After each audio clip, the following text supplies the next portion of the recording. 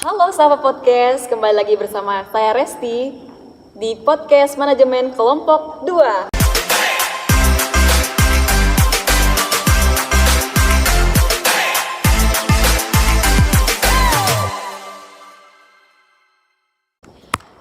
Tema podcast kita pada hari ini yaitu pengaruh masa kecil terhadap kepemimpinan yang berintegritas. Nah, pada hari ini kita akan mengundang para narasumber untuk menceritakan pengaruh masa kecil yang mereka alami dalam kepemimpinan yang berintegritas. Mari pada saat ini kita undang para narasumber kita untuk masuk ke dalam podcast ini. Halo. Halo Resti. Oh, what's up? Iya.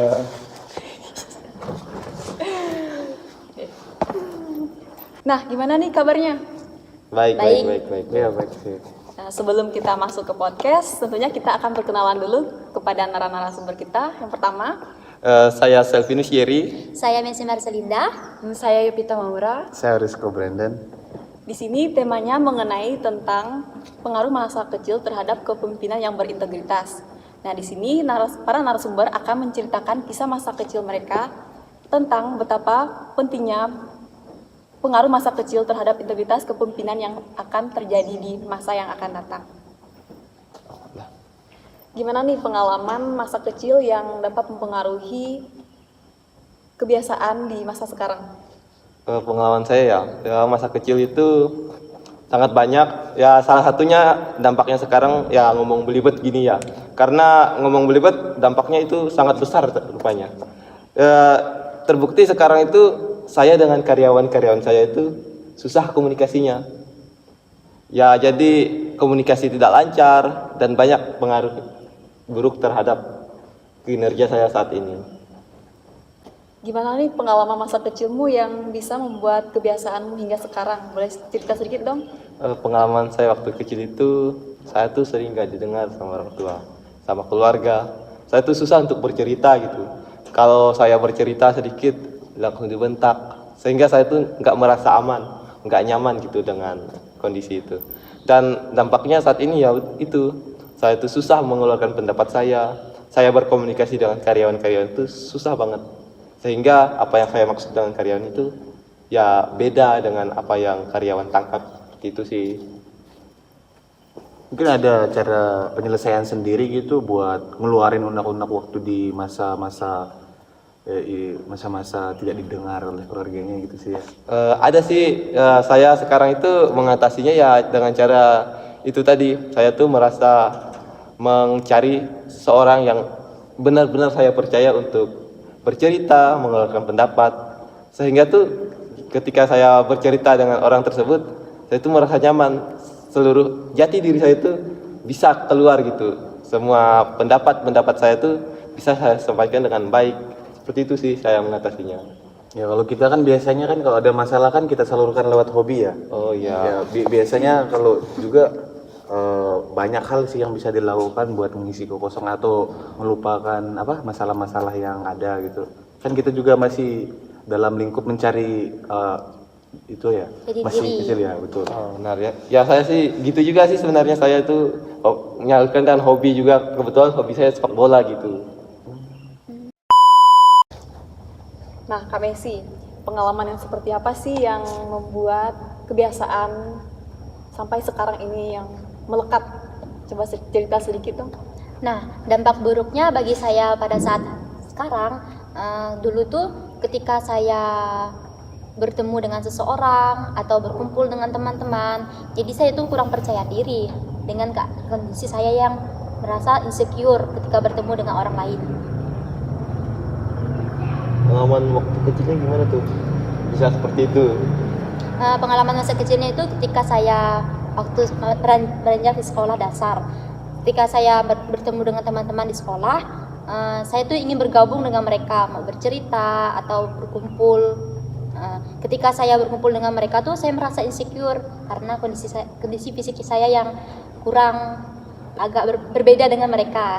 Oh Seperti itu. ya, mungkin karena bullying gitu ya, apalagi di sekolah dasar dulu kan sering terjadi gitu. Ya, Terus itu dari luka batin juga, Iya, jadi perlu penyembuhan juga.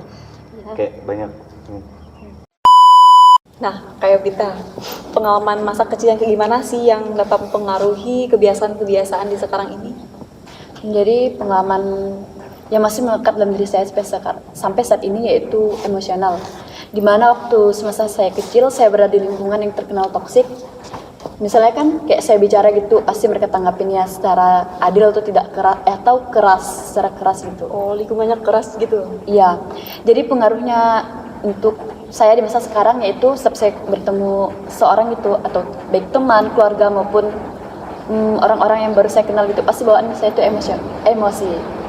Berarti kalau menyakiti hati sedikit saja langsung emosi. Iya. Terus gimana tuh? Mungkin ada tuh cara mengatasinya gitu sampai saat ini gimana? Untuk saat ini bagi saya sih sejauh ini saya belum menemukan cara untuk mengatasi hal tersebut.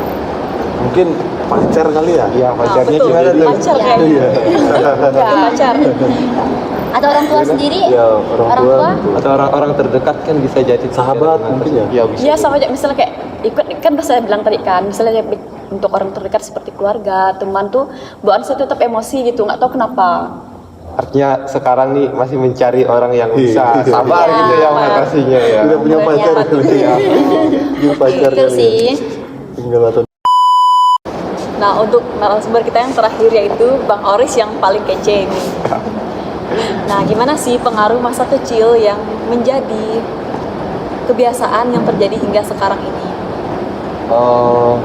Kalau untuk sekarang itu tantangan-tantangan terbesar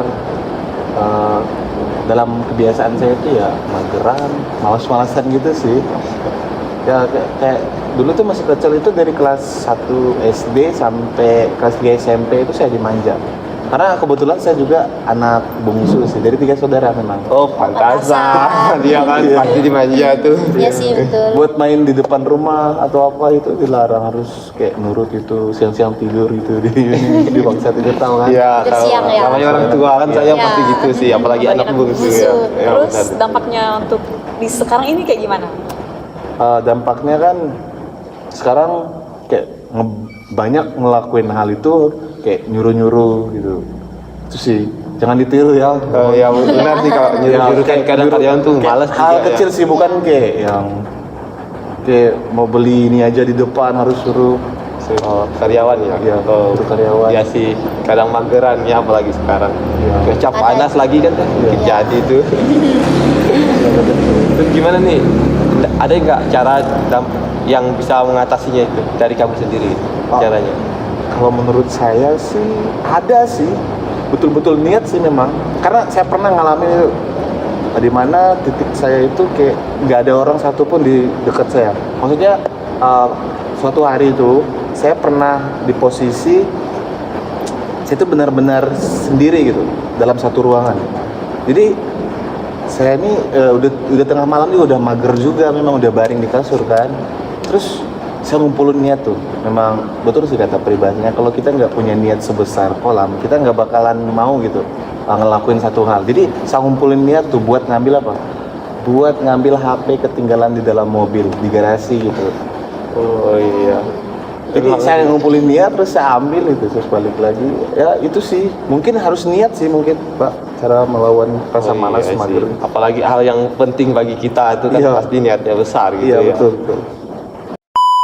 Oke, cukup menarik ya teman-teman podcast kita pada hari ini. Di sini kita bisa menyimpulkan bahwa pengalaman masa kecil dapat berpengaruh untuk masa depan. Jadi, pengalaman yang buruk di masa kecil ini bisa menjadi kebiasaan buruk di masa yang akan datang.